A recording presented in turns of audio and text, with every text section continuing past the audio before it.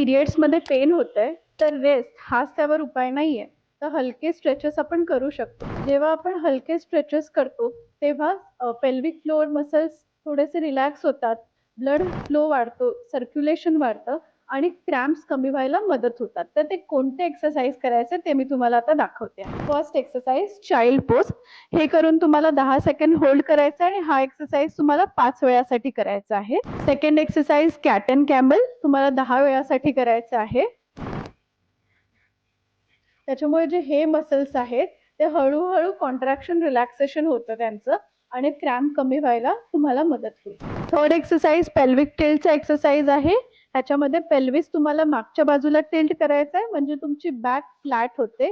हा एक्सरसाइज करताना एक छोटासा टॉवेल रोल तुम्ही तुमच्या लोअर बॅकच्या इथे ठेवू शकता आणि त्याच्यावर तुमची बॅक प्रेस करू शकता.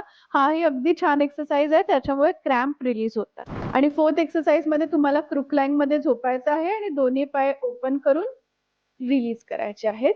हे तुम्हाला 10 रेपिटेशन साठी करायचं आहे. असेच वेगवेगळे एक्सरसाइज तुम्हाला जाणून घेण्याचे असतील तर माझ्या चॅनलला नक्की फॉलो करा.